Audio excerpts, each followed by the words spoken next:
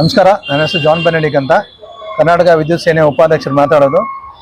ಇವತ್ತೇನು ನಾವು ಒಂದು ಫೈನಲ್ ಲೆಟ್ರ್ ಕೊಡೋಕೆ ಬಂದಿದ್ವಿ ಎಮ್ ಡಿಗೂ ಮತ್ತು ಡಿ ಟಿಗೂ. ಆಲ್ರೆಡಿ ಎಮ್ ಡಿ ಕೊಟ್ಟಾಯಿತು, ಡಿ ಟಿ ಕೊಟ್ಟು ಚರ್ಚೆನೂ ಮಾಡಿದ್ದೀವಿ. ಸೊ ನಮ್ಮ ಕಾನೂನು ತಜ್ಞರವ್ರ ಜೊತೆಯಲ್ಲಿ ನಮ್ಮ ಸ್ನೇಹಿತರೆಲ್ಲ, ನಮ್ಮ ಗುರುದರೆಲ್ಲ ಬಂದಿದ್ದಾರೆ, ಇನ್ನು ಕೆಲವರೆಲ್ಲ ಆ ಕಡೆ ಇದ್ದಾರೆ. ಸೊ ಇವತ್ತನ್ನ ಇದು ಅವರೇ ಹೇಳ್ತಾರೆ. ಈಗಷ್ಟೇ ನಾವು ಡಿ ಟಿ ಅವ್ರನ್ನ ಮೀಟ್ ಮಾಡ್ಕೊಂಡು ಆಚೆ ಬಂದ್ವಿ.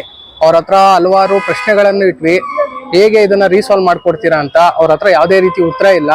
ಕೇಳಿದ್ಗೆ ಸೋಮವಾರ ಬನ್ನಿ, ಇದಕ್ಕೆಲ್ಲ ನಾನು ಏನು ಪರಿಹಾರ ಕೊಡಬೇಕು ಮಾಡ್ಕೊಡ್ತೀನಿ ಅಂತ ಹೇಳಿ ಕಳಿಸಿದ್ದಾರೆ.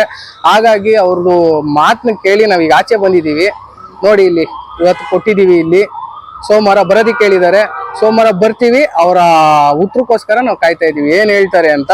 ಇವತ್ತಂತೂ ಯಾವುದೇ ಉತ್ತರ ಅವ್ರ ಕಡೆಯಿಂದ ನಮಗೆ ಬಂದಿಲ್ಲ. ನಾವು ಕೇಳಿದ್ಗೆಲ್ಲ ಅವರು ನಾನು ಎನ್ಕ್ವೈರಿ ಮಾಡಬೇಕು, ಹೇಳ್ಬೇಕು ಅಂತ ಹೇಳಿ ಕಳಿಸಿದ್ದಾರೆ. ನಾವು ಆದಷ್ಟು ಮನವಿ ಮಾಡಿದ್ದೀವಿ, ಅದಕ್ಕೆಲ್ಲ ನಾನು ಸಾಲ್ವ್ ಮಾಡ್ತೀನಿ ಅಂತ ಹೇಳಿ ಸೋಮವಾರ ಬರ್ಲಿಕ್ಕೆ ಹೇಳಿದ್ದಾರೆ. ನಾವು ಸೋಮವಾರ ಬಂದು ನನ್ನ ಭೇಟಿ ಆಗ್ತೀವಿ.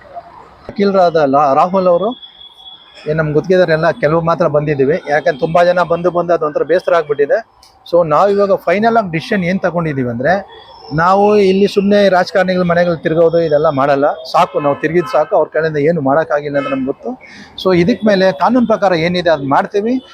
ಕರ್ನಾಟಕ ವಿದ್ಯುತ್ ಸೇನೆ ಖಂಡಿತವಾಗಿ ಇದು ಏನು ಹಳೇದು 4-4 ಅಂತ ಇವ್ರು ಏನು ಹೇಳ್ತಾರೆ, 4-4 ಇಲ್ಲ 13-5ವರೆಗೂ ಏನು ಅಡಿಷನಲ್ ಚೀಫ್ ಸೆಕ್ರೆಟರಿ ಮಾಡಿದ್ದಾರೆ, ಇದಕ್ಕೆಲ್ಲ ಖಂಡಿತವಾಗಿ ಅದ್ರೊಳಗಡೆ ಆಗಿರೋದನ್ನ ಅವ್ರು ಮಾಡಿಕೊಡ್ಲೇಬೇಕು. ಅದು ಮಾಡೋವರೆಗೂ ನಾವು ಹೋರಾಟ ಅಂತಿಲ್ಲ, ಕಾನೂನು ಪ್ರಕಾರ ನಾವು ಹೋರಾಟ ಮಾಡ್ತೀವಿ.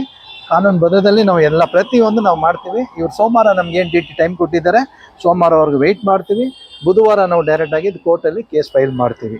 ಸೊ ಅದಕ್ಕೆ ಪ್ರತಿಯೊಬ್ಬ ಗುತ್ತಿಗೆದಾರರು, ಪ್ರತಿಯೊಬ್ಬ ಗ್ರಾಹಕರದ್ದು ಸಪೋರ್ಟ್ ಬೇಕಾಗುತ್ತೆ.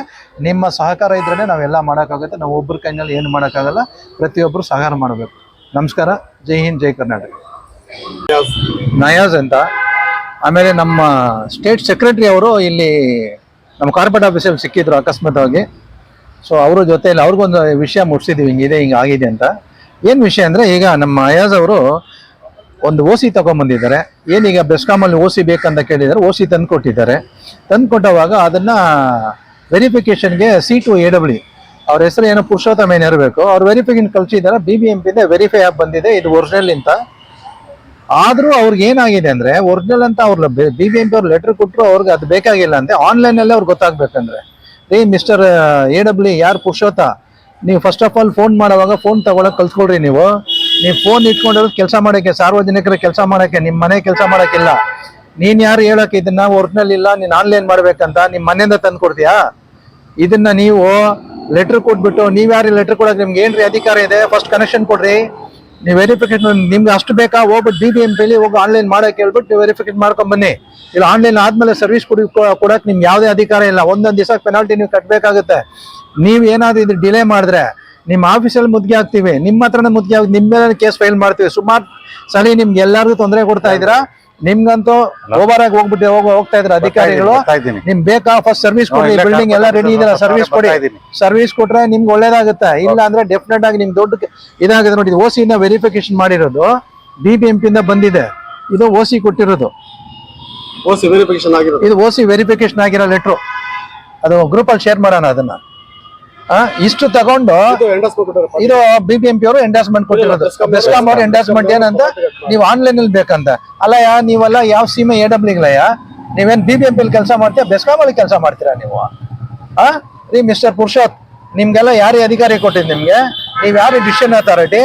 ಒಬ್ಬ ಗ್ರಾಹಕರ ಕರೆಂಟ್ ಕೊಡಕ್ಕೆ ನಿಮ್ ಕೈನಲ್ಲಿ ಹೋಗ್ತಾ ಇಲ್ಲ. OC ತಂದು ಕೊಟ್ಮೇಲೆ OC ವೆರಿಫಿಕೇಶನ್ ಮಾಡಿದ್ರು ಕರೆಂಟ್ ಕೊಡಕ್ ಆಗಲ್ಲ ನಿಮ್ ಕೈನಲ್ಲಿ.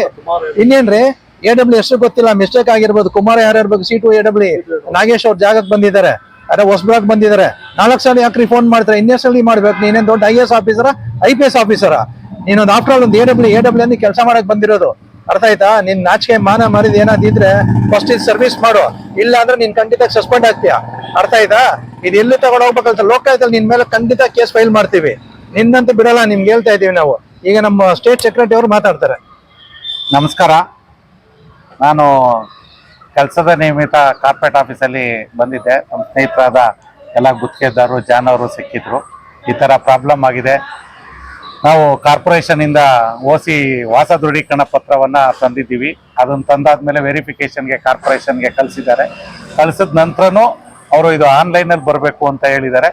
ಆನ್ಲೈನಲ್ಲಿ ತೋರಿಸ್ಬೇಕು ಅಂತ ಯಾವುದೇ ಸುಪ್ರೀಂ ಕೋರ್ಟ್ ಆದೇಶದಲ್ಲೂ ಇಲ್ಲ. ಅದನ್ನ ಇವರು ಮಾಡ್ಕೊಂಡಿರೋಂಥದ್ದು. ಕಾರ್ಪೊರೇಷನ್ ಇಂದನೂ ಇದು ಒರಿಜಿನಾಲಿಟಿ ಇದೆ ಅಂತ ಹೇಳಿದ್ರು ಕರೆಂಟ್ ಕೊಡದೆ ಇರೋದು, ದಿನಕ್ಕೊಂದು ರೂಲ್ಸ್ ಬೆಸ್ಕಾಂ ಅವ್ರು ಮಾಡ್ತಾ ಇರೋದು ಗ್ರಾಹಕರಿಗೆ ತುಂಬಾ ತೊಂದರೆ ಆಗ್ತಾ ಇದೆ.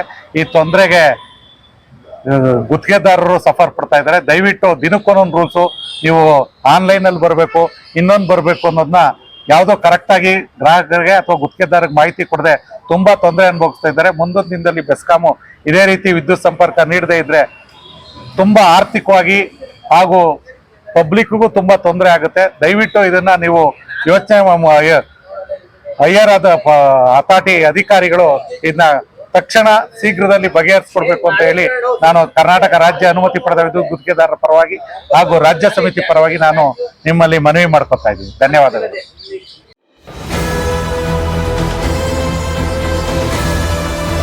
ನಿಮ್ಮ ವಾಣಿ, ಇದು ಕನ್ನಡಿಗನ ಧ್ವನಿ.